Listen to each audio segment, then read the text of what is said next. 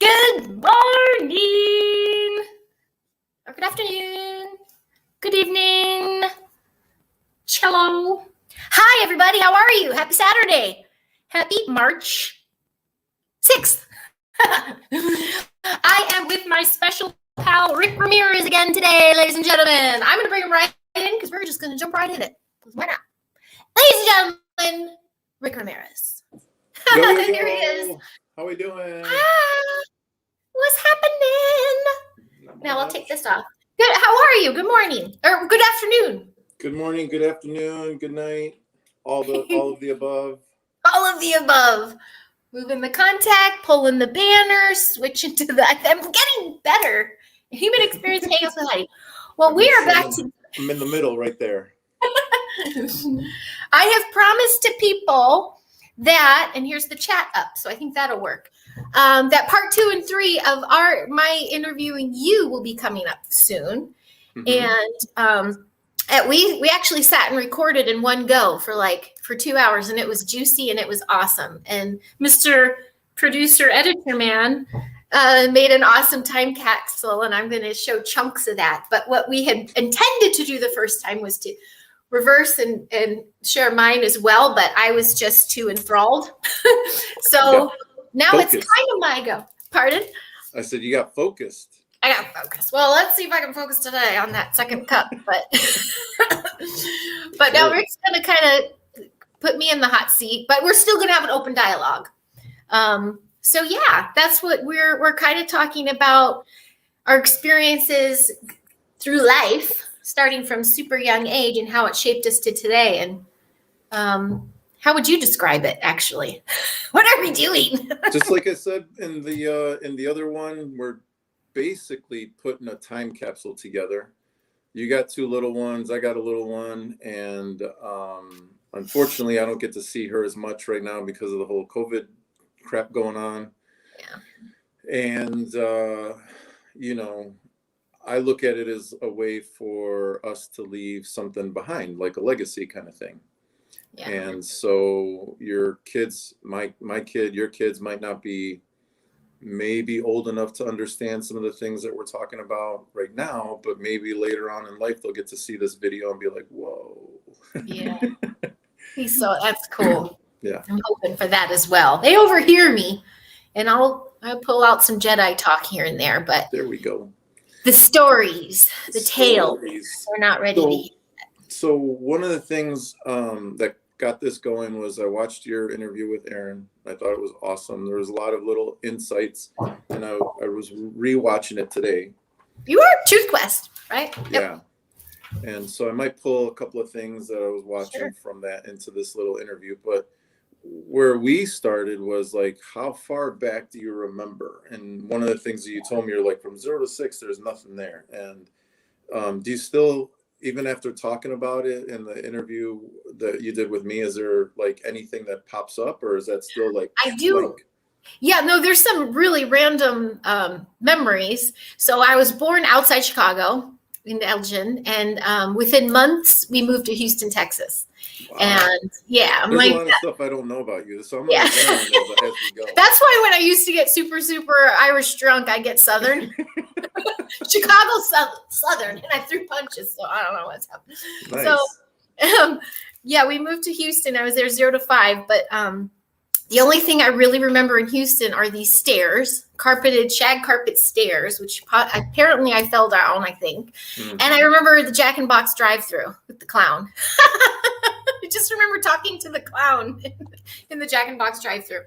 And then there's one little memory of like a daycare or preschool, and I always spell my name backwards. But I just remember the solitude in the daycare, like just observing. Deathly shy child, watched everything. I did have a sister who was a lot more pronounced than me and louder than me, and da da da da da da. So I just kind of sat back and let her do her thing. And then after, when we were down there, yeah, not a lot of family stuff. I don't remember a lot of Houston. My dad. When did you guys move back up north? Well, then we moved, after I was 5, we moved to Portland, Oregon. And so, so we were there until 85, 86, after Mount St. Helens erupted, which we watched from our window. My mom made us. She's like, this is history. I'm like, I want to play. And then we sled in the ash for weeks after that. Wow. Masks. Oregon, I had a lot of my experiences that now I can recall back on, where I'm just like, I felt not anxious. I guess I was an anxious kid because I was at the time did not know, picking up on a lot of different energies or people, or super empathic, but also like, learning, balancing people. I just hated triggers, and, there was some uncomfortable instances in the household. So I'm sure I was protecting myself a little bit just for arguing, things like that. Mm-hmm. And, but most of my memories in Oregon are those moments I had on my own. So like, my backyard, we lived on, the second house was overlooking Portland, but we were on the hill, and one of those kind of cliff houses. Mm-hmm. But behind it, there's the mountain. So I had my own little trail, and I had a tree house, which was only like this far off the ground. But I swear I just have memories of talking to fairies, and I started talking to myself, and I just felt comfortable. That was my comfy zone. Did you see the fairies? I don't remember. I can't picture them, but I just felt they were there. Yeah. And something that did not haunt me, but I was still insistent, and I can kind of picture it, is my parents explored a lot, and we had a van again. So every weekend we would take off and do stuff. And Cannon Beach was one of our favorite spots, where the big haystack rock is there. We were there when they were filming Goonies. We have VHS tape. We have VHS tape of me and my sister in front of the lighthouse scene. Like, it's the set. It's Spielberg. I was already movie buff. Mm-hmm. And I'm like, oh my gosh. And, went through Astoria and all that stuff. But on driving from Portland to Cannon Beach through the coast, I swear I saw a Sasquatch. Now you're going through these beautiful, beautiful scenery, and I was such the daydreamer. It was just, we didn't have gadgets and things and car toys, but I was so fine just looking out the window. Mm-hmm. At night, it would be the moon. I'd be staring at the moon. But I swear it was one of those slow moments of like, what is that? Looking right at me, walking kind of with the car, and then gone. And I'm like, other than that, I can't recall much more of it. And for those not sophisticated enough, Sasquatch is a Bigfoot, okay? And what I learned from James Gilliland too is, hi, okay, I'm doing it now. He heard Sasquatch. He said, oh, my friends. No. Let's get in there. Let's get Sasquatch talk. I heard that if you see them, or if you have an encounter with them, they're usually the teenagers, because they're playful and they're jumping dimensions just to play and, hey, have an experience, have their own human experience. So that was kind of cool. There was a rough spell of about 2 years that my parents had separated, and then they wound up coming back together. And during those 2 years, I just remember playing with my sister a lot. We were pretty spoiled, but playing. 1 second. Can I help you 1 second? Don't they know we're doing this live? It's live. It's live right now. You're going to have things.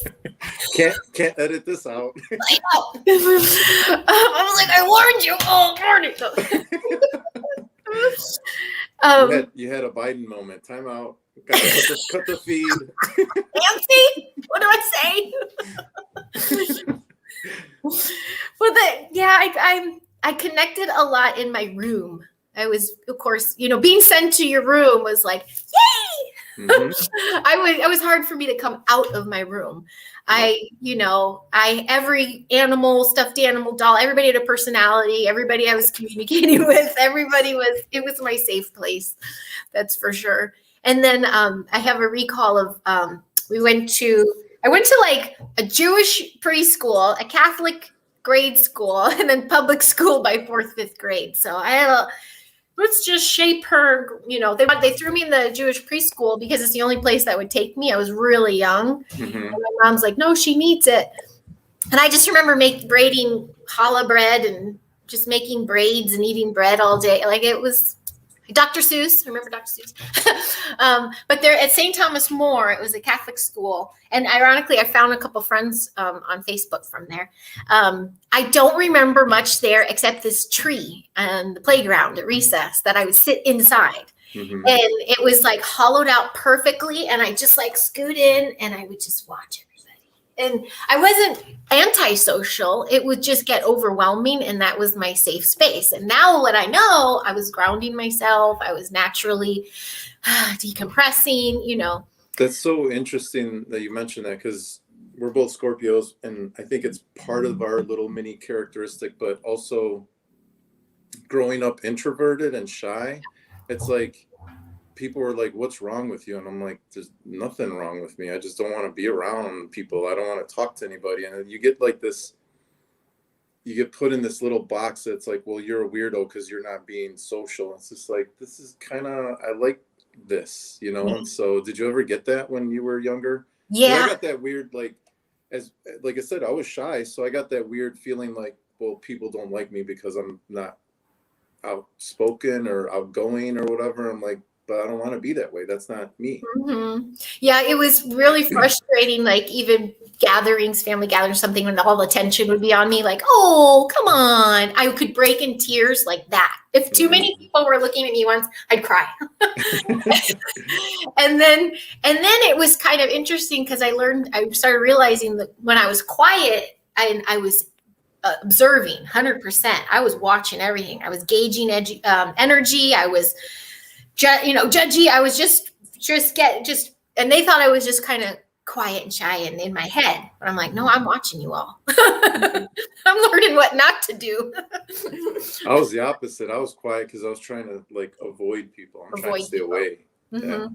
Yeah, I would revert inside. Like I said, I had my safe spaces that I could just go whoosh and let it all down. But we were also put in a position with my dad who he worked in Houston. It was real estate, but he was also getting investment trading and stocks and bonds and things. So there was a lot of entertainment that happened. My mom was, the businessman's wife, housewife. So there were a lot of parties and get-togethers. And so we were always like, da-da-da-da-da, and that started, I guess, kind of young. But that's really when it was a showtime, I could be like, okay, this isn't me. I'm here I am. And then any other thing else, it'd be like, don't talk. That went for a long time, even through high school. I just could not. Still to this day, the phone is a thing for me. It's that energy swap. I just have this reaction. Now, a speaker helps, but I have to really be in a good place to have a phone conversation with somebody and be ready to receive and give energy. Because otherwise, I'm like, oh my God, I'm exhausted. I can't. That's I'm such a big texter. That's so interesting. I had a sort of kind of similar experience where growing up shy, I had a job as a DJ, which I think we talked about in my little interview. And I remember I did a friend's wedding one time, and after the wedding was done, we're all kind of hanging out in the reception hall, drinking beers. And one of my friends goes, who the hell was that guy? Because it was my friend's wedding. So I'm like playing the music, running out, dancing, coming back. And I'm like all over the place. And they're used to seeing Shy Rick. Oh. And he goes, who the hell was that guy? I'm like, what are you talking about? He goes, that guy running around, dancing with everybody on the microphone. He goes, that's not you. And I'm like, it's not me. It's my job. And I was able to separate the two. So in my head, I'm like, I'm still this shy guy. Mm-hmm. But when it was time to be DJ guy, I was DJ guy. And just him asking that question made me think and go, am I really shy? Like, is that just something that I picked up as a kid or whatever? Now, I'm still kind of quiet, even later on in life now. But it's interesting that you get that energy when you're on the phone. Because in my mind, just my friend asking that question, I was able to be like, wait a minute, that's a switch I can turn on and off. And I do have to work on that because I've lost. And I was thinking maybe I don't have to turn it off all the time. Maybe I just turned it on because I was a kid and I was afraid or whatever. Yeah, that's true. And it's especially the phone thing. I've lost a lot of relationship even with family because of it. Mm. And in the old days, it was the pen and pencil. I would really communicate hard with everybody. I was like made up for it in emotional love letters and poems. And heaven forbid my mom would look at me cross or reprimand me in any way. I'd slip notes under her doors, and like it was as emotional writer. Mm-hmm. But in person, I would just kind of fall apart. I was super emotional. Do you think you're still like that, or is that just as a no? Like I feel I'm much more transparent because I really started to learn the value or learn that how the other person receives you is their work. Mm-hmm. Being genuine and transparent 100% saves you a lot of drama in the long run. Mm-hmm. I used to really pile on the white lies and the little things just to ease everything and make everything as simple and easy for everybody as possible. But in the long run, fuck myself over. So that kind of changed. And because of that, it's hard for people to relate with me, even in the family. Like I may be a projector in human design sense, but I'm like a reflector. I can reflect people pretty well, and a lot of people just are not ready for that. Yeah, a lot of triggers. Yeah, I get that a lot. Yeah. So how long were you guys in Portland before you came back to the Midwest, or did you go somewhere else after that? No, we didn't.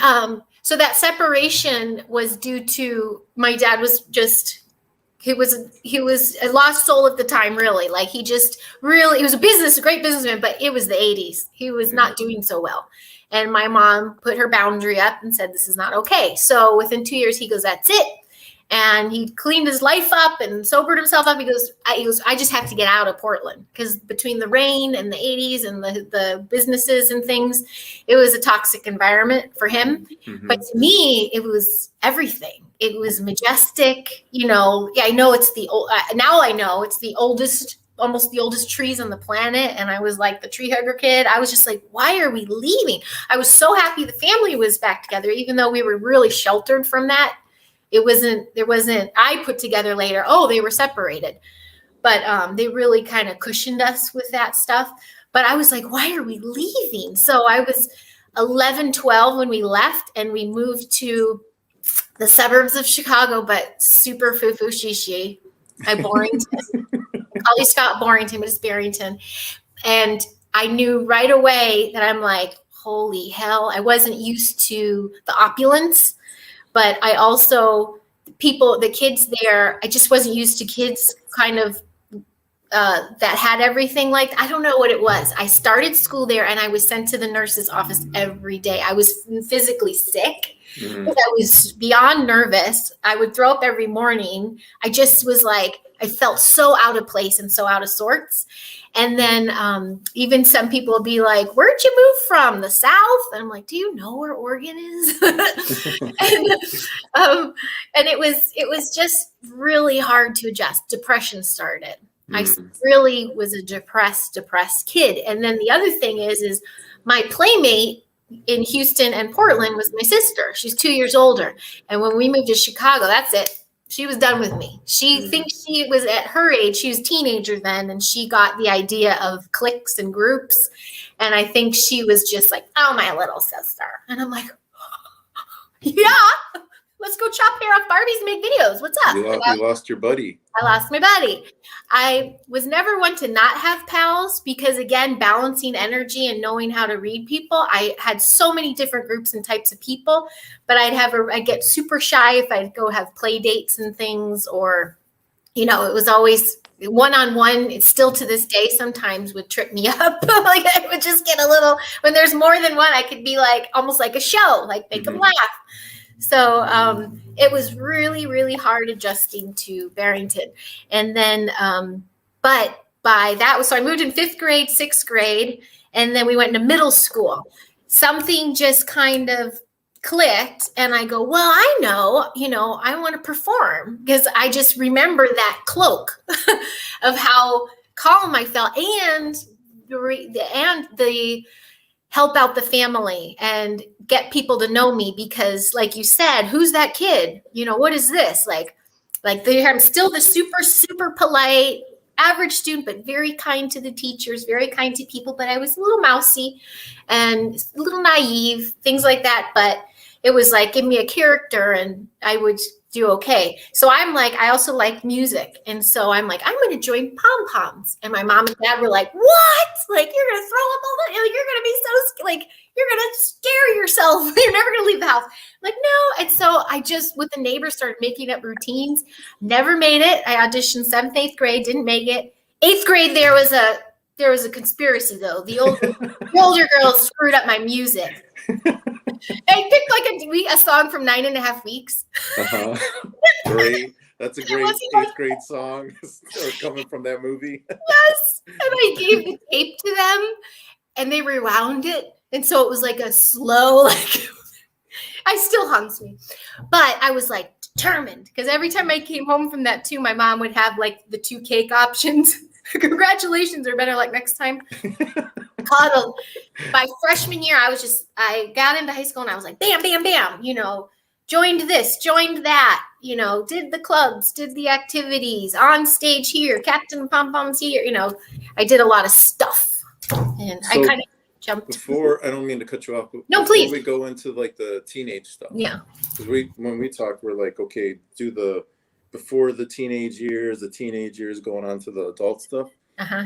Did you, because we kind of mentioned like all the weirdo things. So you did like talk to fairies and you got to see a Bigfoot. Mm-hmm. Was there anything on the Barrington side of the country that you experienced on that level? Like the crazy actually level?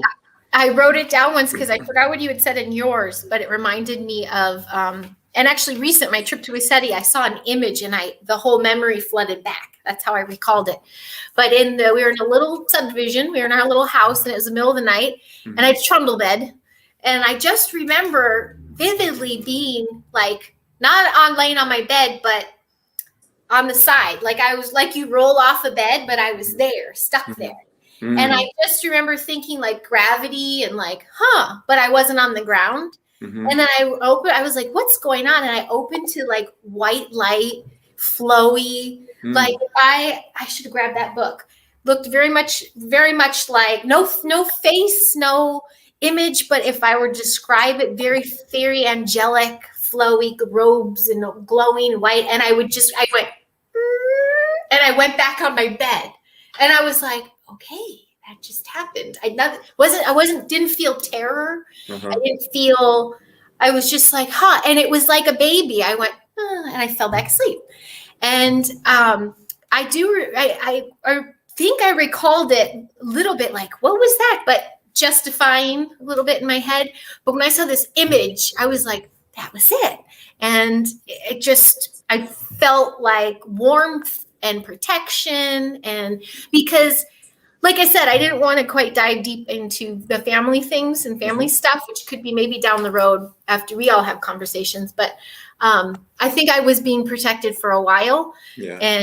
And at least the innocence of me and the childhood, the imagination of me. My mom raised me with a very heavy imagination, and she never discounted the fairy stories and the Bigfoot story, or because in Portland, she won't mind this stuff.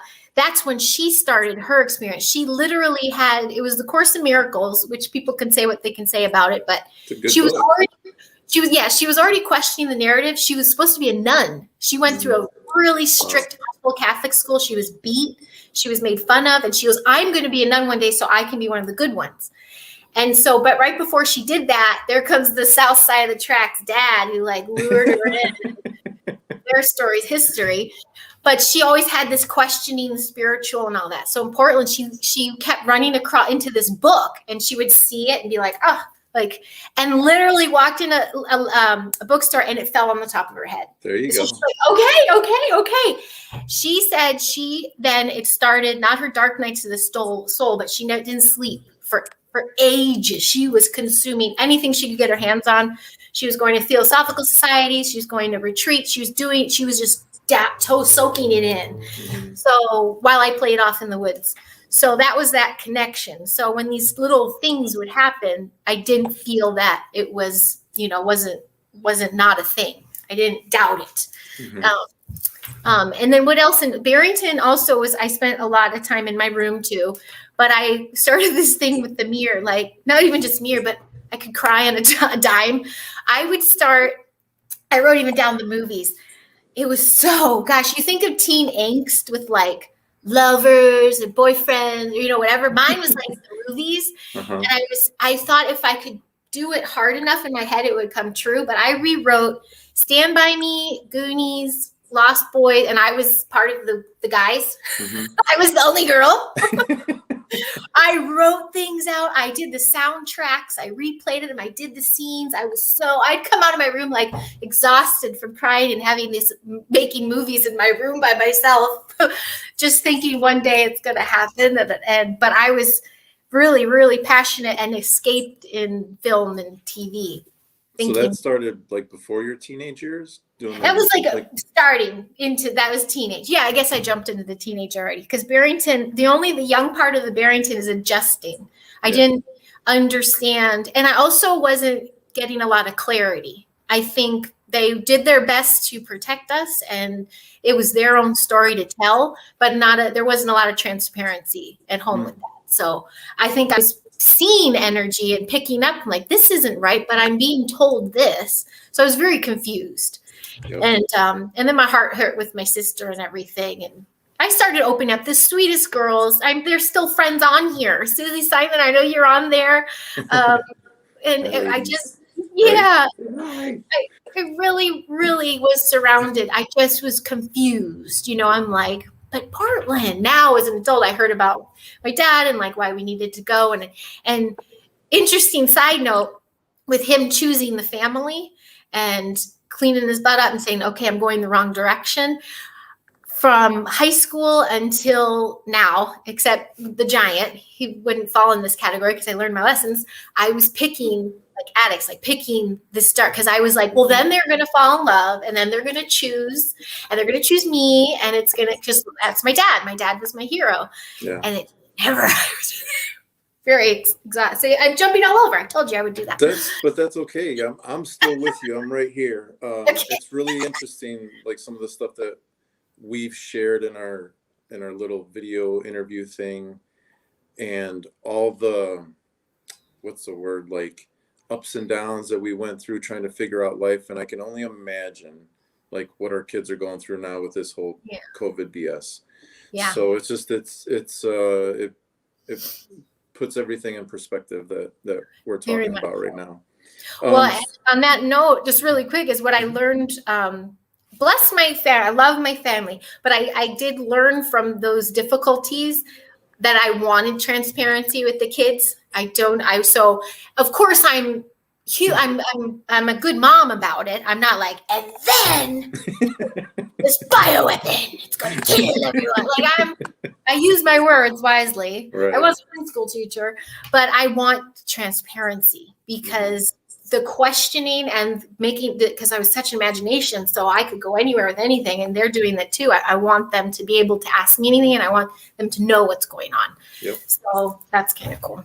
Go ahead. Yeah, I remember just like when the last few conversations I had with my daughter, I'm like, you're a smart girl. You got the world at your fingertips with the whole internet thing. You're being told one story. There's many stories behind that one story that you need to find out about. Yeah. And it's unfortunate that like I'm talking to my teenager that way, and I kind of like want to tell some adults the same thing. It's like, dude, wake up. I can't believe you're a teenager now. Let's go into the teenage stuff. So you had mentioned that you're coming out of the little shyness by doing the activities. So like, what were the clubs and the groups and all that stuff? Because I did the sports thing. What did you do? Mm-hmm. I loved pom-poms, which is not cheerleading. It's not cheerleading. No, we had rhythm. We would do halftime routines and dance routines. We were not robots. All the cheerleaders are like, hey, wait a minute. No, I was like, It was my first and only detention in high school, because we raised money by freshman year, I was on the freshman team. Sophomore, I was on varsity. And then by senior, I was captain of basketball and football, and a co-captain of basketball, captain of football. But we raised money all summer. So we had the very traditional, Barrington is a super conservative, traditional town, old school, you know, the whole thing. And so we had the 5-pound huge metal pom-poms. We had very, you know, the uniforms and the little saddle shoes, which I loved. I wish I kept them for Charlie, damn it. And, but things were changing in the world. We were hitting 1990. So we saved all our money we earned, and we got black Reeboks and a black uniform with the hint, and our colors were red and white. So we had black with red and white.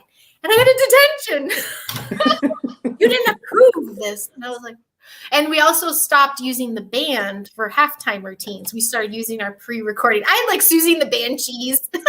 We did a kick line to Legs. The song Legs. Carrie Jackmini, I don't know if you're still on here. She was with me on that. I learned a lot from them. But so it was dance. I was in theater. I started that as freshman. I did in the experimental theater. I had like 2 lines, Devil and Daniel Webster. But my parents, my dad, every single, it didn't matter if I was just introing something. He was there with his VHS, like, go hide! You know, like, it was an event. So I felt I was helping the family too. And every day there was something after school that I was doing with them. I don't remember that. Those were my 2 big ones, really. Pom-poms and theater. Took up the whole year. And then it was summer camp for that. But I will say as a teenager, so we moved in 11, 12. By 12, 13, we had the summer home in Door County. So the Door County thing started. That's when the Door County stuff happens. And we chose Door County, which is, where's my hand? So here's Wisconsin. Door County's like this peninsula. And we were on the bay. And we were there because my dad was born in Door County. And we had roots there. There's a street named after him and all that. And it is gorgeous. It's just a gorgeous, quaint, untouched area. No McDonald's, no chains, no billboards. And I think to this day still, I didn't know at the time a lot of UFO activity. And so we found a place that was supposed to be in the family forever. You know, it's going to be the family compound. We had to lost it and stuff. But we started going out the day we get out of school till the day we went back to school. We were up there. I was up there a lot. I worked up there. And unless it was my senior year, I was Miss Badgerette for pom-pom camp. Like we go to pom camp in the summer. And yes, that's a whole story. Runner-up. It was mine. Take it from you. Yeah. But it was interesting. Those summer things that would happen to me up there, I did not have those experiences back in Barrington. So they just stayed up there. It stayed up there. And the thing is it was still my favorite place to be. So it didn't scare me enough that I didn't want to be there. And it wasn't like, oh no, it's getting dark. You know, like Lost Boys, get ready. It was more like, oh yeah, I'm going to bed. Got to protect myself because I don't think I'll be able to, no one will hear me if I scream. You know, like it was just my natural thing. What was the first experience up there that you had? I really think I started noticing the experiences after I read that book, Communion, because I started having the images to fall on. Pause there, because that's what when I heard you in the interview with Aaron and I heard Communion, I was like, no freaking way. That was like, okay, so if whoever's watching this, if you don't know, Communion is a book written by Whitley Strieber, who I believe started or was a backup for the Art Bell show. I don't know if you know who Art Bell is. He just passed, I think. Or yeah. I don't know. I don't know when he passed, but the Art Bell show, what did they call it? Dreamland. Whitley Strieber's TV show. His radio show is called Dreamland. Okay. And he talked about all the weird stuff and the aliens and the Bigfoots and the Loch Ness monsters and ESP. Is it ESP? Doing stuff, telekinesis, all that kind of shit. So when you mentioned the book in the interview with Aaron, I was like, no way. Like in my mind, like not that many people know about that book. So what got you, this is what I wanted to ask him, like, what the hell got you to read that book? I've never read it. Like hearing Whitley's stories about what happened, I'm like, I don't even want to get into that book. Mm-hmm. Like it sounds like it's too damn freaky scary to me. So what motivated you to read that book? I know, because in the summer I was an avid reader. During school, forget about it. But I cannot recall. But when I just asked myself now what it was, I do remember at the time it was a hot topic. There was like 60 Minutes or, all these little shows about people getting probed. And so they were but it was the fear of it. And that was going around. People started having similar tales, and I was already watching people so out questioning that I just started questioning, like, why are different people on the planet having the same experiences? This was interesting. So it was intriguing to me. And I had that ET thing happen. Remember I told you what happened during ET? I like hurled in the middle of the show, like it was a memory coming back or something. So I was just like, I'm going to check this out. And even my mom and dad were like, sure, enjoy it. But I'm so visual and I feel so much that it just was not the introduction I needed to everything. And meanwhile, my mom's having experiences. She's seeing cracks move. She's sitting with my dad filming him and he passes out. Like she's already saying, yeah, there's activity up here. So I'm like, okay, what's the activity? Let me read communion. Fuck! Did it freak you out reading the book? Yeah. It freaked me out. Sweaty, I remember because no seatbelts. It's 3.5 hours, Chicago to Door County, and I remember being in the back of the Blazer, rolling around with the blankets and things, but reading it, and then just getting to the point of the doorway, like the image in the doorway, and it was like ding, ding, ding, ding, ding. I'm like, it's happened. It happened. So I still to this day, I like check myself, and I'm like, wait, what?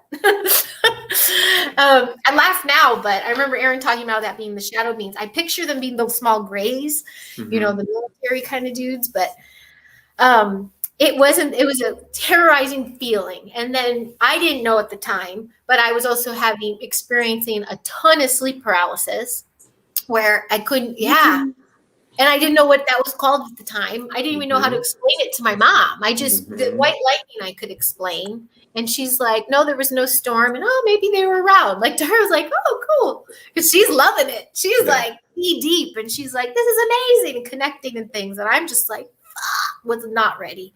And then, the stuff at night where I just felt bum rushed all the time and energy everywhere. And so it's interesting because remember when we were talking, I told you that as a kid, my imagination, my nightmares or whatever, like I thought that's what it was. Like, oh shit, I'm being abducted by aliens because I can't move. Okay. When you're sleeping, you're kind of half awake and your body will not move. And I didn't know what that was called. Like you said, when we were kids, I didn't know what it was called until later. I did a out of body experience seminar thing. Okay. We got trained on how to have lucid dreams and that stuff. And the guy that was doing the training was from the UK. So I'd be up at night and it was daytime over there. So I was able to ask him questions that other people I think weren't able to ask because we were so in this little group or whatever, so busy. And I remember asking him what is that when you're locked in? And I told him, I said, I think I get abducted by aliens. What do you think? And he said, it's sleep paralysis. It sounds like sleep paralysis. I'm like, what the hell is that? And he explained it. And in the context of lucid dreaming, he said, your body's kind of half awake, half asleep, and it's getting ready to go into the dream state. But because your body's you still have some consciousness, it feels like you're stuck because you can't move. There's no motor, whatever communication going on. But he goes, if you just relax into it, you'll pop into the dream world and you'll have consciousness of the dream world. So that's where people get the lucid dreaming thing. And I was like, no way. I mean, all these years, I was terrified that I was getting abducted by aliens or whatever. Frozen, terrified. And if you've ever had the sleep paralysis and you don't know what the hell it is, you're like, what is going on? I can't freaking move. Sometimes you're like, I can't breathe. Yeah. And it's scary. And when he said, what it was, and I was like, oh, okay. So I learned how to do the lucid dreaming, and that made it so much better. So much better. Lucid dreaming's fun. It is That fun. was a fun pastime as a teenager. You did that too? Oh, sure. Well, how did you fall into that? Well, it was the flying ones. There was a lot of But did you learn about it, or you just experienced no, it? I just experienced it by being in the dream and then changing it. But there was a lot of times. See, now this is where it has to flash back. Yeah. From having an Akashic trip once, it was like I've been killed off every time prematurely all the time. So all my lucid dreams always getting killed. So I was I would always pull myself out before I die. And I'd be like, nope, this is not. And then I started playing with it. And then like the best dreams are like parkouring, where you're just jumping over the buildings and like doing things. And then, but you know, I was a horny little teen too. So I was. You put that in there if you want to. I'll just shut up and you can talk about all that stuff if you want. No, I can catch myself there now and be like, oh, let's play. Who hasn't? The one cool lucid dream I had, I was not, I wouldn't say flying, but it's like when you watch like the Superman stuff and he's learning how to fly. Yeah. I'm in the apartment complex that I grew up in when I was a kid, and it's dark. It's night, and for whatever reason, I'm standing on the street and I'm just like looking around, looking at the sky, looking at the trees and the buildings, and I'm like, I want to fly, and my body started to lift, and I could feel the sensation of like coming off the ground, and I was like floating and floating and floating, and I could see above the trees and above the buildings, and I was like, oh my God, I'm flying. This is like in that moment, I got so excited that I snapped out of it, and I woke up and I was like, put me back in the dream. I'm like, that was so cool. I went back in, and I've never been able to do it again. So that was one of the other lessons that the guy taught us, the guy that was teaching us about the lucid dreaming. He's like, if you get like super excited, like you pull your body back into, or you pull that little spirit thing back into the body, and you're like, no more dreaming. Like, oh, I gotta learn how to fix that. Good to know. Yeah. So in the this is one of the things that I think I'll ask about in the later years, because you had mentioned when you were talking with Aaron about your son's nightmares. Yeah. And I wanted to like kind of tap into that. Yeah.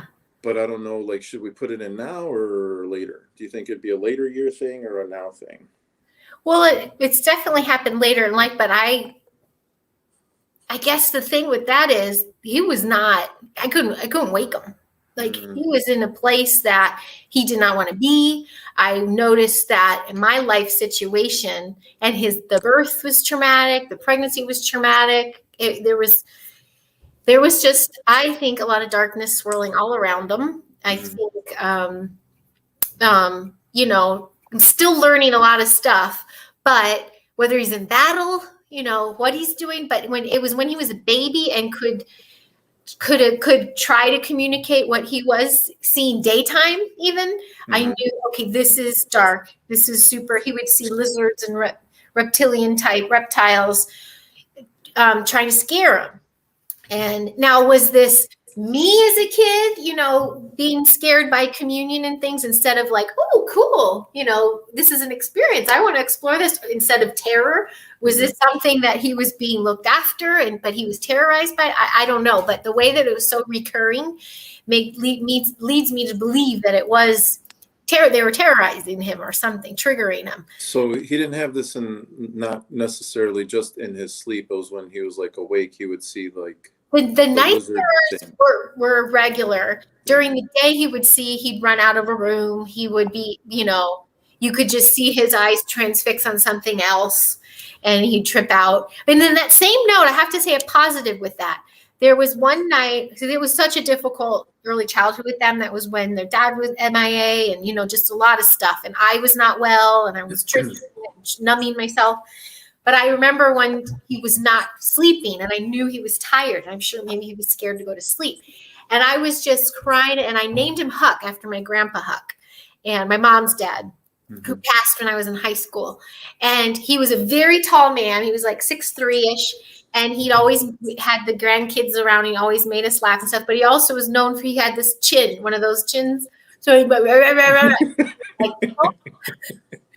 so I was like at my wit's end, nearly on my knees, like asking for help. I'm like, help me. Like I was just done. And I'm in my room with the dresser with the mirror behind me, and I'm just doing this, walking. All of a sudden, this screaming, crying, tortured baby starts laughing. And I'm like, what? And he's staring in the mirror and staring up over me and just starts going, and then it hit me. It took a while, but he was eyes did not falter, and the height. And I'm just like, I don't know what's going on. And I'm like, Grandpa, and I got chills again. And he was trying to help, like, I think he was like, makes me tear up. But Huck just calmed me. And then he fell asleep in my arms and I put him to sleep. And I think he was like, thank you for naming him. And, like, here, poor gal, why don't you get some sleep? Right. So just as much as it was ugly stuff happening to him, he's in touch with the beautiful stuff too. See, it makes me all emotional. But with them being my kids, there's going to be something a little. Yeah, and then like when I was listening to the interview with Aaron, I thought about that, and I'm like, was he having the same kind of, like I said, like for me the terror was like, oh shit, I can't move, until like I learned later in life, well, it was just kind of like the sleep. I still experience it sometimes, but it doesn't freak me out as much. And I wondered when I was listening to the interview if Huck was having those kind of experiences where it like feels terrifying, but maybe it's not like as bad. It could very well. He's super clear and conscious of stuff. I've kept him, pharma free and everything. I knew the only thing, because I would be at my list, and I was in an apartment. So I'm like waking up people at all hours of the night. The only thing, and now I know what I was doing. The only thing would be to take him outside. I did have porches. I was second floor, no matter the weather. I remember just cold. I just wanted to shock him. I was getting angry. Like I was just like, fuck. But sad and emotional and motherly at the same time. But taking him outside maybe was like a grounding effect for him. We were under some trees, but there was some nights that I would put him in a chair and he would kind of be open, but just like not there. And it would be like, how can I at least wake him to connect with me and then put him back to sleep? And when I found out I couldn't really even do that, it scared the shit out of me. Yeah. It was just like, what and my daughter sleeps through anything. She still can't. She sleeps through it all. I could never figure it out. But part of me is like, or is she like sleep, like at the time, like, oh my God, what's happening to Huck? I'm going to pretend I'm asleep. I thought people thought I was terrorizing him. I didn't know, but we literally moved house, and I started working with moving the energy around. I've always just naturally gravitated towards kind of a feng shui feeling. I'm at my most comfortable in the home when I'm moving things in certain, colors and shapes. I like putting things together and relaxing the brain and everything. And so I kept adjusting the room. These kids, I kept them together. So we always knew he could sleep in his sister's room until just like a year and a half, 2 years ago, and would move his bed around till it felt right, for him and for us. And now it's literally a night routine of crystals and sage. And we still do that. And I still put him clear the energies. Yeah, clear the energies. And he falls asleep like that when I'm with him. If I'm not with him, he knows he has his routine. Like I said, I wanted to ask about that because we talked about like our kid years growing up, and when I heard that, I was wondering. I'm like, I wonder if he was going through like those kinds of things. But with the with like the Door County stuff, what was the thing that you like? Did you see spaceships? Did you see aliens, that kind of thing, or was it just the stories or whatever? When Mom was continuing to have her experiences, I had that energy and the presence that I felt all the time. But I'm thinking right now of one particular instance I'm going to have to share because it came up again recently to some. Let me rewind. That was a lot. Any money I would spend, I'd go to the local like crystal shop and then fairy shop. I felt very comfortable in there, and any babysitting money, anything I got trinkets and things. But then my first like paycheck job, and I was 16 because I drove myself. I remember, and it was my first little real summer job from like a boss and like a time card and things. But it was the chocolate chicken. So it was the coffee and the chocolates and everything. And it was the original location. But I remember one day working the counter. God, I can picture him. It's insane. This boy or man, really, he was like 19, walks in. And I was just like, go. Like, what? And he was tall with this blonde hair and these blue eyes that were otherworldly. And I'd be like, who in the, and I just remember like, he asked for a little bit of almonds. I gave him like 20. I didn't take his money, take everything. And he became my summer crush. Nothing ever happened. I had kisses on the cheeks. We would go for a walk. We would, and this is where it gets super interesting is, we did spend time together, but so here's another fun fact with me. I was super prudish. I was like super prude chick. I did have a high school boyfriend that I carried into college, but I was like the prudy chick. And so nothing really like that happened, but I couldn't not be with this person. And we would like, just do little things together, going around together. But I was just enamored. This guy he enchanted me. Cut to, this was 16, I'm 46, so 30 years later. There were random times, especially when the internet came around and socials. I cannot find the motherfucker for the life of me. He said he was just there for the summer. He was a summer helper, and he was like a missionary. Yeah. He was doing the missionaries, God's work or something, but I never heard of it. I mean, I never saw him do anything. He just kind of lived nearby. He rented a room from a barn, and nothing ever came to fruition. Could never find him. And then just 2 summers ago at one of my gatherings, a man came up from Orange County, and he reads the aura readings. He can check the medical medium stuff. But he had talked about having a hybrid stolen, a baby stolen. And he gave me the time frame. I'm like, well, that's crazy because I wasn't doing anything then. And he kept talking about a tall man with blonde hair and blue eyes. And I went, Joshua.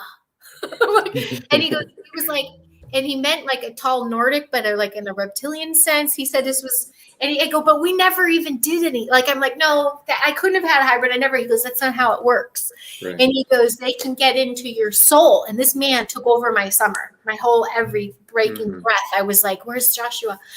And he goes, did you ever spend time together, like be next to each other, being with nothing happening? Like you felt like things were happening, but nothing was happening, like all the time. But I was a good girl. He goes, well, he wasn't a good boy. And I'm like, to me, he was an angel. Right. And because he was so ethereal and all these things, but he haunted me because I never could. I mean, I knew he was from Minnesota. I knew his parents' name. I knew the church things. None of it existed online later. So I'm like, what happened? That's another thing of like, what the fuck happened? Isn't that weird? What did you actually ask? What was the question? I asked what the first experience was, or did you see UFOs or any aliens or anything like that? I think he was close. Like, I think something was up with that dude. Yeah, for sure. There wasn't UFOs. I would have now at the time. I mean, this is so tricky because I know there's studies on it, like schizophrenia stuff. Like the voices was not clear voices. I always felt it was me and like my higher self or my intuition. But I would have the guidance there. My other thing I would do, even though it was about 5 miles, it was miles down the road. We were on the bay, but there was Alpine Resort.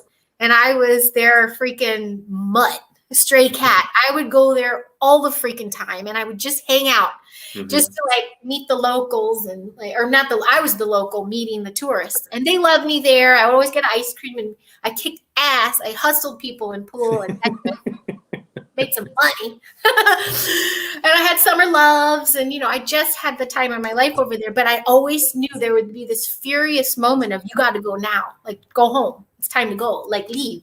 And it would often be when I was walking the shore or the docks or, I'd be hanging out with kids and all of a sudden, especially the staff there, I hung out with them, but they smoked marijuana and they drank. And I was like, yo. But that was weird. What was the other thing I was going to say with the door counting? It was the experience, the energy. And I kind of feel like they were, I could have had more encounters, but I had such terror going on. And my mom's like, they would read in your mind. Just tell them you're not ready. You're not ready. So every time I would go, I got into running, and it was very rural. Mm-hmm. So during the day, I'd go feed some horses, go wander around. But at nighttime, you felt so much. So I'd be like, nope, not ready, not ready, not ready. So I really never had any visual. What's interesting is like just hearing you talk about that, it makes me think of some of the things that sort of happened in my life a little bit later.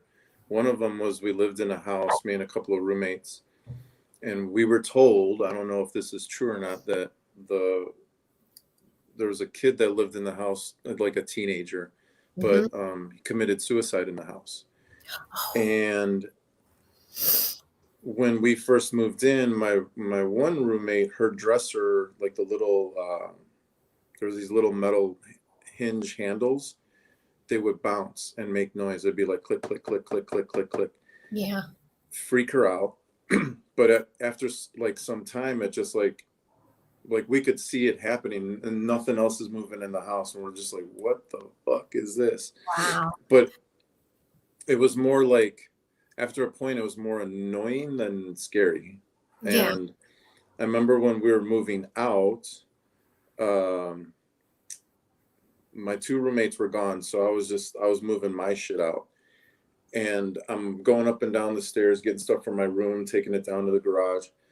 And one of the I actually have it over here on the side. It's not the same thing, but like these little like light fixtures. Oh yeah.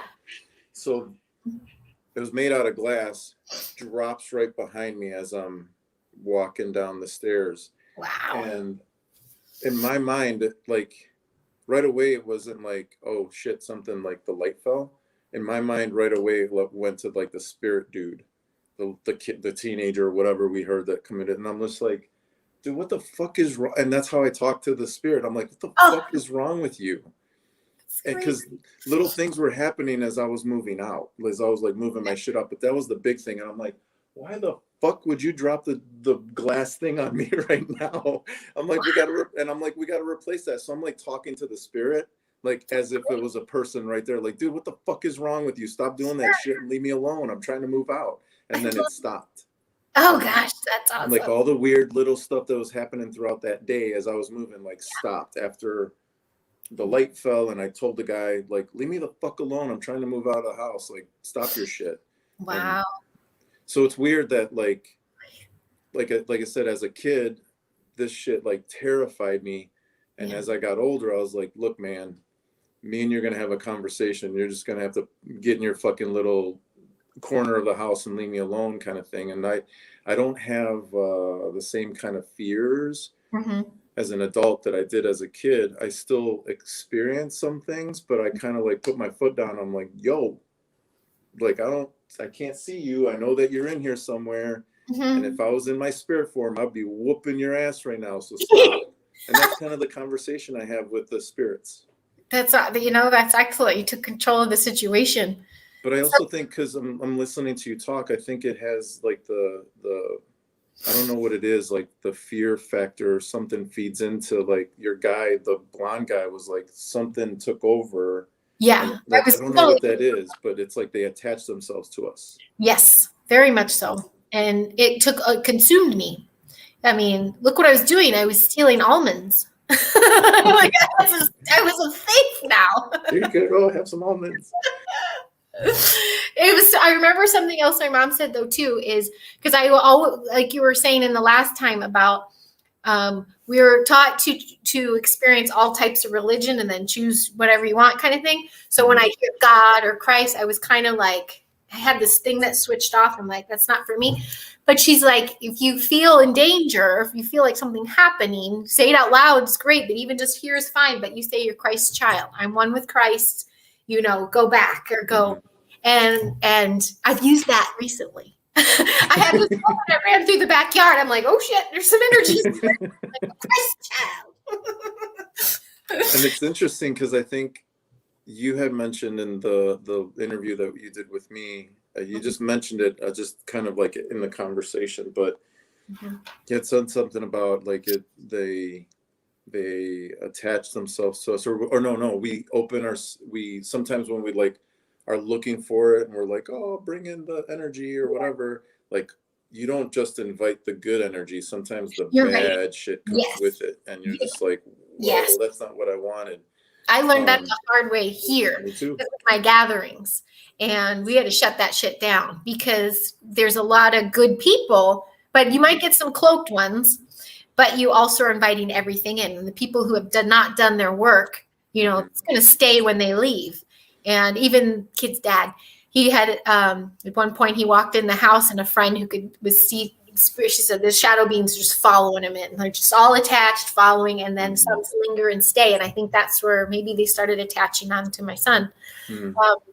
But the power we have is more than anything. So I'll catch my son doing this in the rooms, you know, like making go around and it's not the pom-pom dance either, okay? Guess what? The chat worked. I just put out, there was a notification. Hi, David Anthony Martinez. It says hello from Oklahoma. Look. Hello from Oklahoma. What's up, David? I like the little graphic. That's pretty cool. It worked. I'm getting it. So that's one. But now I know it works. So that was like all the teenage year stuff. Yeah. When did the Door County stuff, like, when did that stop? Do you like still visit when you were in Chicago, or did that? Well, the sad thing is I said when I moved out here in 2000, November 2000, right before like September, we went up, and I think it was right before that. I was saying goodbye. They lost the place. There was, I know, a lot happened in the economy. We lost that. We lost there was property down the street from that because we were trying to build a compound. They lost all that. So that was hard. That was sad. But I feel like that's something with me with goodbyes and deaths of things. I kind of, so I'm working on that. Yeah. Same here. Yep. So now that my sister's back up there, she found a place in Sturgeon Bay where my dad was born. And ironically, it has a sealed tunnel underneath for the underground rail system. So I got to explore that. But she is trying to get the roots for everybody back there again. But there's something about me that I already have my clothes. I'm not ready to go back. I'm excited to. We'll probably visit spring or fall. But I said goodbye in November 2000, and I didn't really go back except one time to move my parents. They had an apartment for a little while when my dad was sick, just so they could be back up there. They left Barrington and went up there, and I had to move them out, and that was a gnarly time. So it wasn't a lot of like playing or anything. But I should say, no, that time when I did bring him, Huck was young. He was 2, and we stayed at Alpine Resort where I was the little stray cat. And I was so excited to take the kids, and he had his terrors all night. He had the terrors there. And I was just like, because by then I just never slept. I woke everybody up. It was I started getting more embarrassed about everybody else because I didn't know how to control it. Right. So that happened, but I hadn't been back up there yet. I told Aaron, because Aaron's up there. And the other thing with Door County is it's not only a UFO hotspot for hundreds of years, but the Great Lakes are known for having several underwater species. So there's a lot to explore up there. He was telling me even about the underground tunnels and stuff there and caverns that I didn't really know about. So a lot more to discover up there. That's super interesting. Well, let's move it forward into like adult Jedi years. Okay. Or do you want to pause it here? Yeah, we're okay with time. I don't mind. Fuck it. Good? Saturday. You good? Like, fuck it, let's go. Well, it's so funny because I've been on a friend always does these 2-hour things, and I was even on one of 2 hours, and I'm like, nobody watches 2 hours. Who's gonna watch 2 hours? I don't watch 2 hours, and here I am 2 hours. I watch 2 hours, but I break it up. I love that. Like a little mini movie sometimes. Yeah, holler at you. No, what I was going to say is like, so we met in 98, 97, 98. I think 7, 8, yeah. And T and I were doing our little movie. It's his birthday today, by the way. I know. Happy birthday, T. Happy birthday, T. Sent you a text, man. He replied already, so we're good. But what's interesting, so I'm gonna throw this little piece in because I don't know if you are aware of this. I mentioned in the last video that T and I were like talking. I want to be a movie maker. I want to be a filmmaker. I want to be an actor. Like we were like always having this conversation. And one day I was just like, fuck it, let's just do it. Like we talk about it all the time. Let's just get a camera and let's like shoot around town and do that kind of thing. And so we try to get sort of professional about it. And he's like, we got to get a website, like have to have a company name, like a film name. And so the Maya Entertainment or Maya Films came from me looking through a Greek mythology book. So like all the weird stuff is always like been in the life here. And I picked Maya for a couple of reasons. It kind of like sounded like the Maya Indian thing from Mexico or Central America. And in the book, it said it was one of the 7 sisters in the Pleiades, the constellation. Didn't know that. So I was like, all right, cool. So I got this like Indian thing going with the star thing going. I'm like, perfect. So that's why we called it Maya Films. I love that. Yeah. Do you know one of my old headshots, one of the color ones, comes up on a Google search for Maya Entertainment? I still say Maya. That's Maya. fine. Yeah, so that was kind of cool. That's and I awesome. like you said your email was still. I'm like, yay. And so the interesting thing when we met, at that time I was like trying to focus on the whole filmmaking thing and doing Promise of You. So the conversations I had with the cast and crew and even T wasn't like you didn't go there. Out of this world, Twilight Zone conversations. You were like, how are we going to get this shot? Yeah, basically. But I know that T and I would have conversations like that, and he's had some experiences, but not as crazy as me. But I never like shared with any of you guys, and that's why when I was, like I said, when I was watching the stuff with Aaron, the interview with Aaron, I was like, no way. So, but you had mentioned when we were doing Promise that you were, I don't know if you want to, I'm just going to ask, so if you don't want to talk about it, we don't have to talk about it. You had mentioned that that was like in your up and down kind of time, and the making of the movie sort of helped, I don't know how you would phrase it, like helped keep you straight or whatever, or... Yeah. It reminded me what I wanted, because I was super passionate about it at the time. I was knee deep in it, but I kept making choices that were safe too. Like I was still part-time teacher, but always auditioning, always had a manager agent, but always a babysitter nanny. Like the two worlds thing. And so by the time we were shooting that, I was knee deep in eating disorders. I was running with the drug club crowd. I had a horrible incident that happened to me at 20, a rape that led to sacrifice for Moloch, according to Planned Parenthood. Like that's a whole, I would do a whole tape on that. Cause that's, they sell parts 100%.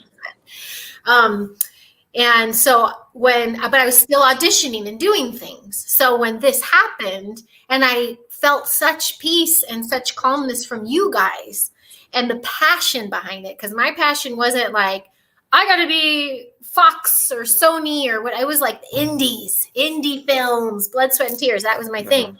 So it was my safe place. It was a safe place to recover. I held myself accountable. We would have to shoot. I look back on the film and my face would swell in different scenes. And whether that was from not taking care of with food wise or from partying the night before, like I see it as a fuck, Heidi, like you poor thing. And I did it all quietly. Right. I was gonna say I didn't know about any of that stuff. No one knew. I even at one point after my brother was born, during all that time, I moved home for a little bit, and then I went the weekend, Friday to Monday. Fuck, I had 2 packs of cigarettes. I was like, I didn't sleep. And then I go home and back to the preschool teacher, and it all stemmed from that traumatic event where I got altered and I split. And then followed by very quickly another traumatic event with the PP and altered. So I was, So was that before, during, like this after is the trauma happened, that major event happened in 95. Okay. And pretty much failed out of school after that and fell into the scene. And by the time I hit 21, still super prude, still super good girl. I'm like, fuck it. Let's try it all. I think on my 21st birthday, I was just balls to the wall. And then it was like escapism. It was this, oh shit, this is what everybody's been doing. Like, I finally feel at peace after the crazy crap that happened. And so but I kept getting little random parts. I lost parts. I remember having, not up to contract roles almost, like down to 3 of us. And I just couldn't make it to the audition, like I self-sabotage all the time and healed a lot of wounds. So when Promise hit, it was just, everything was like, I was just like, hey, what do you want me to do? What do you want me to do? What do we do? What do we do? Yeah. I was so excited and I was pulling out of the scene. So I feel if I didn't have that, I could have gotten even more lost in it. Everything lined up for the right reason because I wanted to hold myself accountable for you guys. I never wanted to flake. When you came to visit me, even at HANGOUTS and stuff, those were some of the people that I worked with were some of the party girls. Like it was 2 worlds. It was different worlds. Gosh, even I went through old pictures. The one of T, when I think it was a rap party, or was it T's birthday? We went to Dave and Buster's and stuff. I had like a half a tab of X, and I didn't tell anybody. I had my purple glasses on. Sorry, transparency. It's like, so funny. because I felt like, because what had happened with the trauma, and then right after that, my decision that I made, I didn't tell a soul. Yeah. I kept it to myself. So by then, I was like, I was such a good girl leading up to it that I did something so much awful like that without sharing. But I'm like, well, fuck it now. So I'm going to be like this and this and this. And I tested myself all the time. I pushed myself really far and hard in a gross way. Just like when you were saying about with your wife and how that your marriage had ended. And it ended because of your choice you made, but that you're like, how could I even make this choice? That's the thing I hate the most. It's almost like your body's like, you have to try it out and feel it to sense that feeling. And so I was me. No, go ahead. I was just going to say, we didn't put that in the video because we were talking like after the video was done. And I think it's a helpful thing for anybody who's watching this far. We were talking about how when I was going through my divorce, I had an affair on my marriage. And I look at it as like having an affair on my ex, my daughter, like family is like, I broke everything. And I was telling you, and like we had already finished the interview, but we were talking afterwards, and I had told you that after that happened and I was going through the divorce or after the divorce was final, I was like, why is this why did I make that choice? Like, why did that happen to me?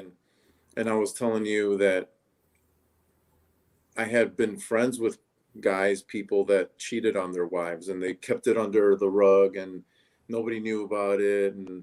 And they're, trying to keep the marriage going. And I'm like, these people are fucking assholes and I'm friends with them. And so my thing was like, now I'm that asshole. Why did I choose that?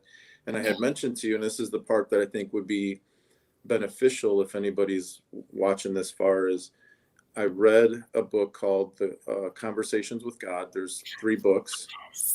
In the first book, while I was kind of like in this moment of grief and like, fuck, I hate my life, I'm reading the book, and there's a part in the book where Neil Donald Walsh writes, and I forget how it came up, like he's asking God the questions and he's writing them down or whatever the answers. And the basic response from God was, you have to experience what you're not in order to know who you are. And when I read that in the book, I was like, oh, fuck, now it makes sense. Like, not that I want to go down that path, not that I wanted to like be the cheater guy, but it made so much sense. It's because like I was telling you when we were done with the interview, I'm like, I'm not that fucking guy. I'm not the cheater, the asshole. No. I always looked at myself like I was a nice guy, but here I was that piece of shit. And I'm like, why am I that piece of shit? And in the book, it says, you gotta sometimes you just have to experience who you are not, what you're not, in order to understand or know who you are. And I was like, 1,000%. Man, in 5th grade or 6th grade or 7th, I won the Nancy Reagan Just Say No to Drugs campaign, like poster. And I was so proud. And I mean, and Miss Prudish and everything. And there I turned into everything opposite, like gnarliness. Yeah. I remember being carried out behind Derek Carter, the DJ, in a VIP room of a club, and I'm G'ing out, I'm spewing it. And I remember thinking, oh, my parents are going to be so upset. Kind of like my alters are noticed. This is, and I was grateful. I'm like, yeah, tell everyone. Never worked. Like I never, you know, got to write all those stories out. I see another one. Oh, Meredith one. Love this. Listening to you guys while creating stuff. Oh, I hope you're creating. Yay. Oh, hi, Meredith. Thank you. I like how it pops on there. That's so cool. I hope she's creating awesome, good stuff. Well, now that we went a little dark, maybe she's like drawing like, rah. It's all heavy. Rah. Yeah. No, and I think that's those kinds of experiences are important. I understand, and I think this is like a Scorpio thing that we have, and understanding where we are as adults. Yeah. And this is I'm kind of like going in two different directions, but talking like me. Yeah, understanding where we are as adults, but with the Scorpio like characteristics that you and I have, it's like as Scorpios we'll hide, but sometimes, and I don't know if you've ever read this, but I've been told on the Scorpio side, like the Scorpio is like our darkest part of our nature. But Scorpios are also the phoenix. They're we rise from the ashes kind of thing. Always. And Scorpios are also the eagle. Eagle. Fly, eagle.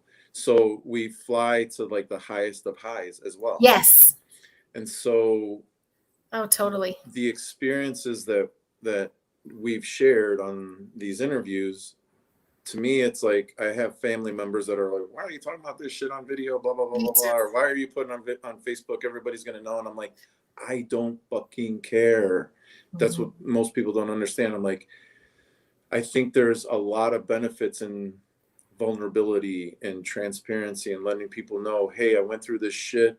There's a pile right there. Try to avoid it. If you step in it, well, you're humans. So like, what can we do? But I think keeping everything under wraps, total under wraps, is sometimes not the healthiest or the best approach. No. And that circles back to when I'm saying the things that I learned as a child, that I learned what not to do. Right. Because it did more harm than good. Just covering it up, making it a happy story. Yeah. Disservice in the long run. Absolutely. Yeah, and I think I wore a lot of hats at one point and had seen a lot of dark, crazy shit. I didn't even once look at my notes. That's cool. Like I can see this shit. I did talk about Oregon and everything, but there was something I was going to tell you, and I think it was in relation to, I told you about the bed falling off. Yeah. But that goes along with the instances of being protected. Like, not like, I'm so special, I've had angels on me forever. It's not necessarily like that. It's just like, there are instances where I'm like, I don't ask anymore, how did it happen? It's more of a why, why did this happen? And now you don't count on it and push the limit anymore. I would push things so bad, and it was beating myself up. But I'd be like, damn, whether it's me or my kids or whatever it is, I've gotten chance after chance after chance. I want full transparency. I want to heal my shit. I want, all of these life experiences are now lessons and stories. I want them to be shared. I have volumes of journaling that I had done that I ironically stopped when I had kids, and I need to pick that up. I would like to pick that up again. But everything's there. I wrote it all out, and I'm like, how do I compile this? And my lazy ass, I'm like, poof, like turn into something. But I think this is automatically helping it turn into something. There you go. No one would ever have pictured me. I think so some of those dark moments, not dark, some of those moments where I feel protected and saved. And everybody has their own experience or theory on what that is, your higher selves. I think of you when you saw your daughter and you saw the images behind. I think it's my future selves and only like saying you need to stick around longer. But one instance was the gnarly days, which is pre-promise of you. But it was one of the club nights, all the hangouts, and we called ourselves Red Velvet VIP. We knew the bouncers, we knew everybody. If you had to pay for valet, you're like, fuck, I paid $5 tonight. You know, like Right. you barely drank because you didn't want the calories. So we danced our asses off, but we had fun. But then I met some new girls, and there was just something weird and off with them. But, you know, to me, they were older, cooler, you know, whatever was going on with them. And I was the sweet little innocent young one they took under their wing and rolled around town with them once in a while. And one night, this girl, Melanie's her name, I'll just say it, fuck it. And she, and I had my Jeep. I saw my Jeep day, and my girls hated it, but I thought I was such a badass. And I'm like, we didn't have Uber or anything then. And I'm like, I'm driving us to the club in my Jeep. And I'm thinking I'm pimp. And they're like, so embarrassing. Anyway, after one, she goes, I have a special part after hours. And I'd gone to a few after hours, some scary, some all ranges, some celeb filled, whatever. And she goes, let's go play, let's go play and hang out after. And I'm like, okay, who's all coming? Because, you still had, like, Lori, we had each other's back. Like, there were some people that were like, no, we're together, we got each other. But I was on my own. It's like they corralled the baby from the group. Yeah. And so we're on our way. We're going to this hotel. And I don't remember a lot of it other than being like, okay, we're doing this. But it was like a block away and pulling up, and it was not screaming, but like, you're not going, like, this isn't happening. Don't even turn off the car. And like, this isn't going to happen. This isn't going to happen. This isn't going to happen. And I'm like, what's going on? And like, who's here? And she was the Chicago Bears.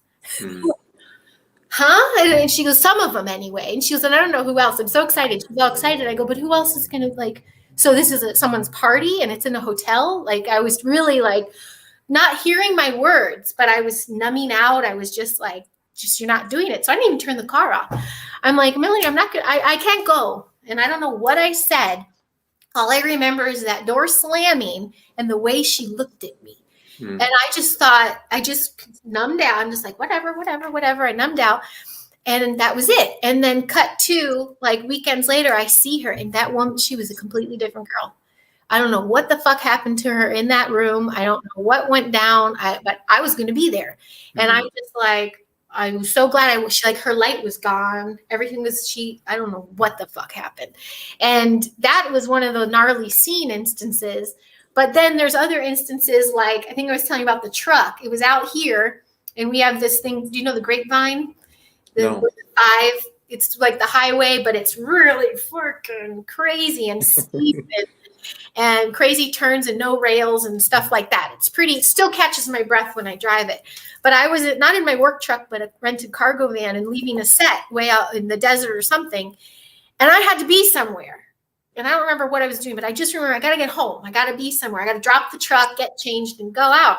And so I was hustling, and I'm turning on a turn and not realizing it was sharper than it was. And I just remember going, fuck.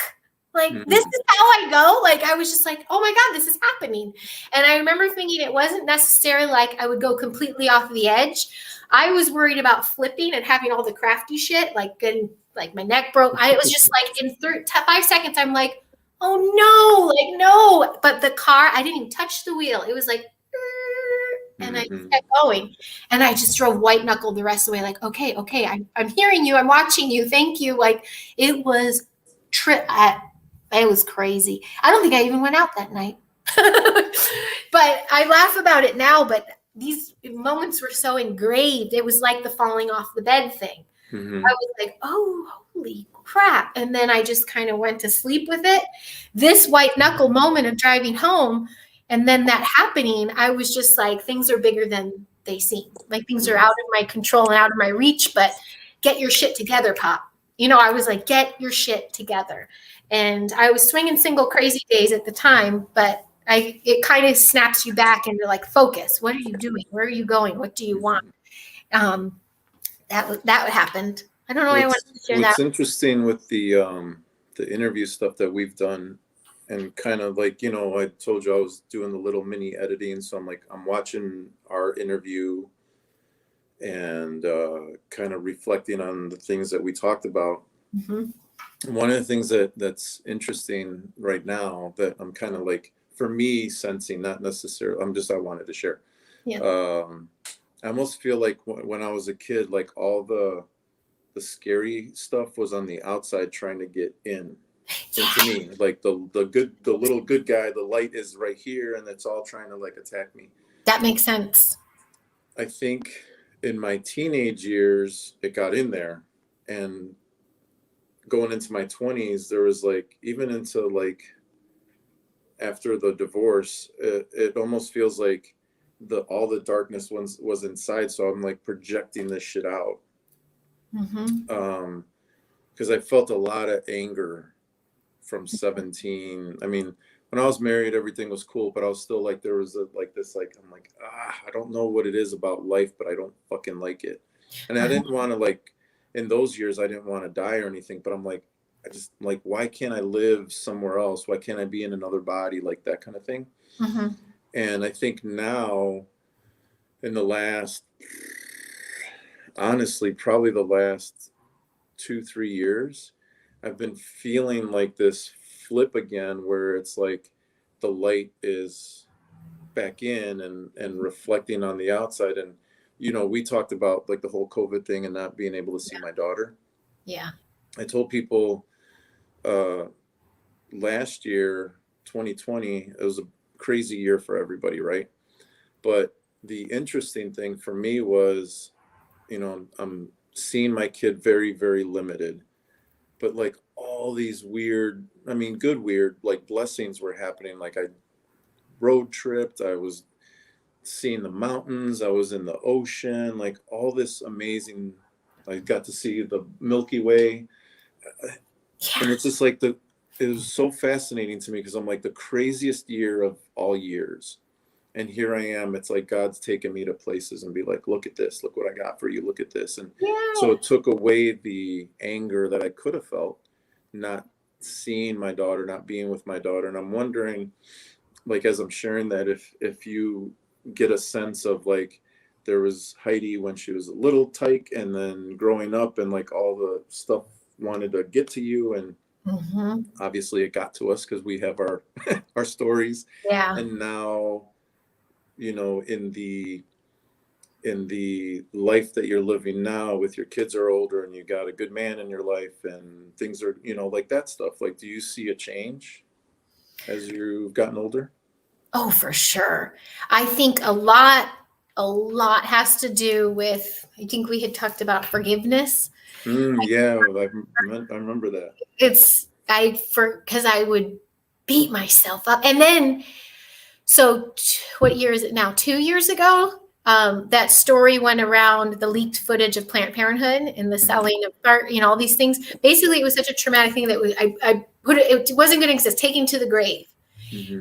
When I read the account, saw the footage, read the documents, you know, saw the truth behind it, I said it for the first time. You know, I talked about what it had, and I just felt that like everything, that pain that was so deep came up, and I was letting it out. And then in turn, the embarrassing spirals that I would take while still maintaining the good girl image at home and to other people, you know, I was playing this hardcore life to beat myself up over and over and over and push myself to the brink of death over and over and over again. Mm-hmm.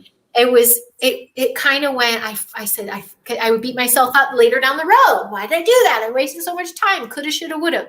So I just said, I knew no better, you know, I knew no better. I was not aware of this, the forgiveness of self. And then the latest battle was the forgiveness of the kid's dad. It kind of broke that cord we had, that for however many lifetimes it was, the pain body just went, I forgive you. I release you, you know, be well. I love you. Thank you. And to me, to them, I just started breaking these cords that were preventing me from being my true, authentic self, you know, and shining as bright as I can. I'd always get to this point and then just muddle it. And whether it was outside forces helping me muddle it, or it was still this pain body I was attached to, I just started healing all this shit, and beautiful things came out of it. Everything I was manifesting, I mean, the manifestations are coming faster and faster, but forgiveness is huge, and it's very hard for people.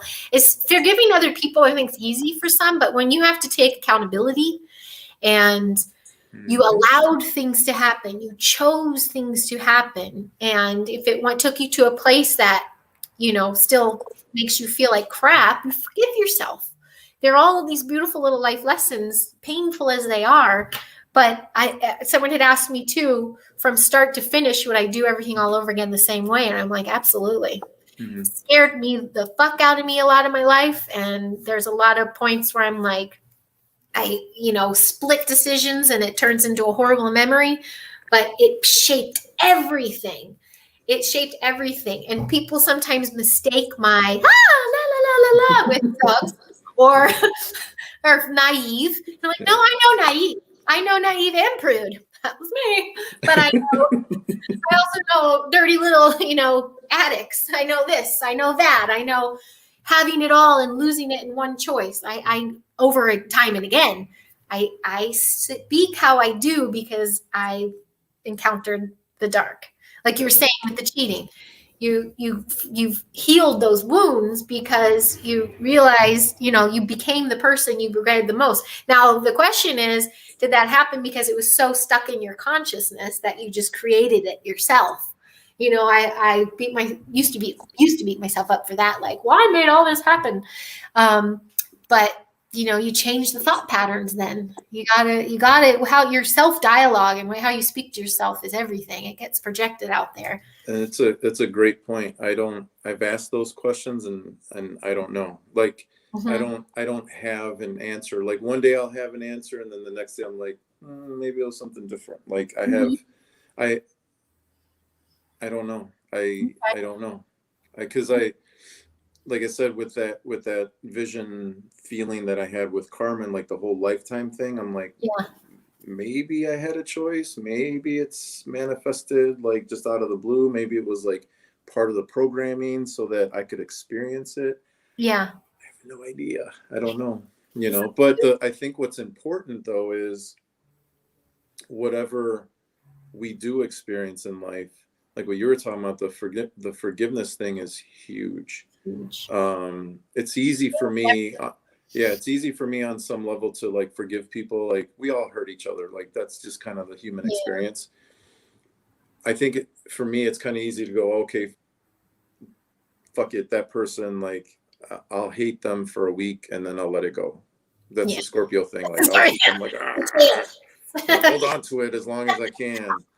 And some other people I've held grudges for years. Yeah. But I cut them out. The hardest thing to do for me personally was personal forgiveness. Like, hey man, you're not that bad for doing the thing that you did. And I've had people that I think I've hurt in my life that let go of it faster than I did. And I'm like, I'm so sorry I did this. And they're like, it's over, like forget about it. And I'm still feeling like on the inside over it. So that, I think when we talked about that, when you're like, I want to add the forgiveness thing, I'm like, that is so important. Yeah. So important.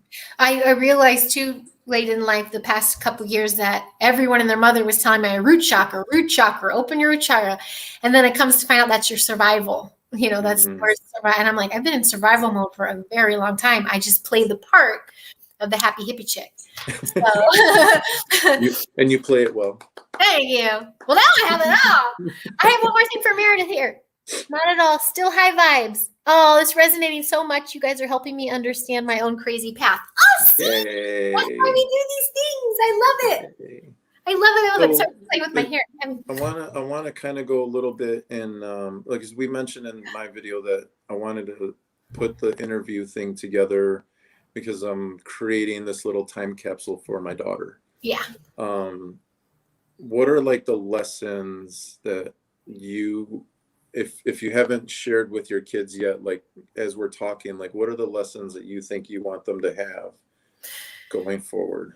I want them to be able to be in a place. They don't have, we don't need to be best friends, but I want them to have an open throat chakra, and I want them to just speak their mind, whether it's coming from a place of frustration or fear or anger or love or happiness, or I just want them to have a comfortable space to come to just share it all.